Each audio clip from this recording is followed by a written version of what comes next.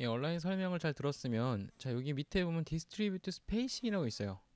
자, 이 디스트리뷰트 스페이싱은 설명을 안 했는데 추가적으로 설명을 드리면 이것은 도형과 도형 간의 거리를 맞추는 겁니다.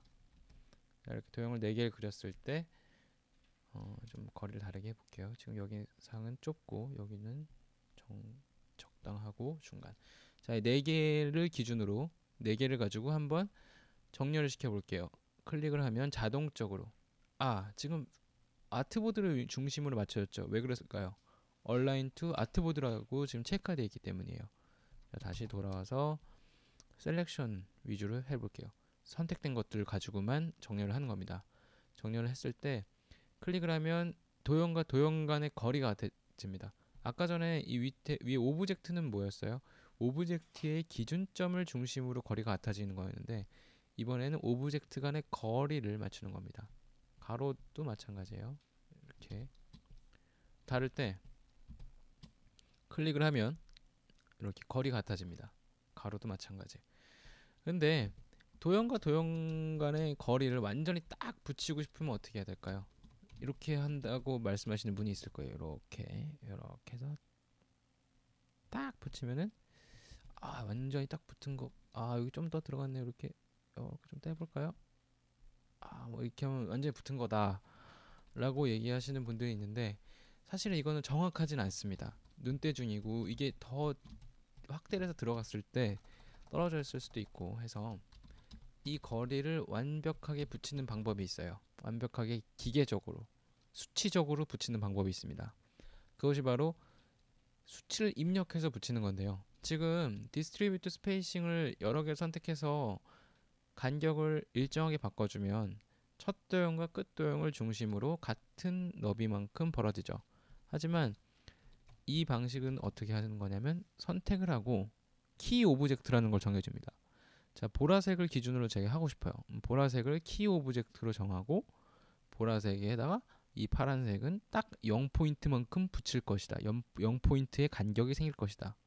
0포인트의 간격이 뭐예요? 완전히 딱 붙은 거죠. 그렇게 하는 겁니다.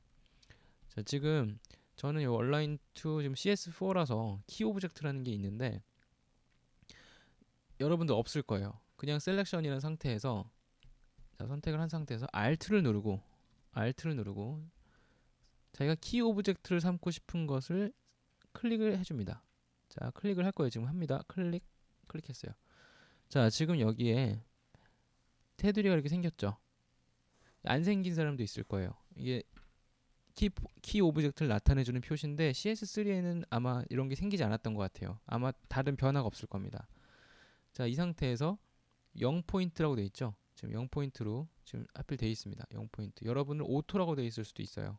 이거를 수치로 0포인트라고 만들어주세요. 엔터를 치고 자, 그 다음에 이 거리를 0포인트로 스페이싱을 하겠습니다. 클릭하겠습니다. 여기 아이콘 클릭하면 이 키 오브젝트를 중심으로 지금 파란색 도형이 완전히 딱 붙은 거예요. 자, 다시 한번 해볼게요. 같이 선택을 해서 키 오브젝트 Alt를 누르면 보세요. 도형 위에 지금 커서 변하는 거 보이시죠? 밑에 오른쪽 선이 사라지는 게 보이시죠? 이 상태에서 Alt를 누르면 이렇게 됩니다. 이 상태에서 클릭하면 얘가 키 오브젝트로 선택이 된 거예요. 그리고 이 거리를 자기가 원하는 거리만큼 뭐 한 10포인트 해볼까요? 10포인트로 해서 엔터를 치고 스페이싱 버튼을 클릭하면 지금 이 도형과 이 도형은 10포인트 간격만큼 벌어진 겁니다. 자, 파란색 기준으로 0포인트를 붙일 수도 있어요. 그러니까 완전히 딱 붙이게. 자, Alt를 누르고 또 클릭을 해줍니다. 자, 선택이 좀 안 됐죠? Alt를 누르고 자, 지금 커서가 요 모양이 돼야 돼요. 이렇게 해서 선택을 Alt를 누르고 해주면 이제는 파란색이 키 오브젝트가 되는 겁니다. 스페이싱은 0 그리고 좌우 0으로 붙이겠다. 이러면 수치적으로 완벽하게 붙은 상태가 됩니다. 그렇죠? 자, 요것과 마찬가지의 개념으로 얼라인도 다른 것들을 다 이렇게 할 수 있어요. 아까 전에 도형들이 이런 식으로 위치했었습니다. 그래서 좌측 정렬을 했을 때 지금 보라색이 가장 왼쪽에 있으니까 보라색을 위주로 지금 좌측 정렬이 되죠.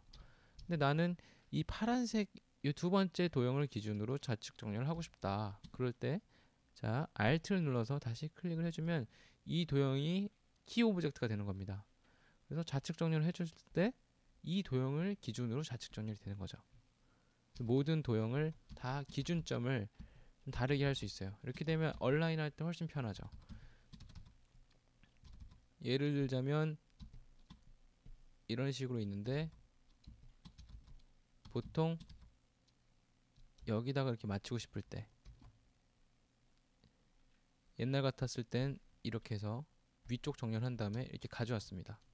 그런데 그냥 얘를 기준으로 맞추고 싶으면 Alt를 눌러서 선택한 후 위쪽 정렬을 해주면 이 파란색을 기준으로 정렬이 되는 겁니다.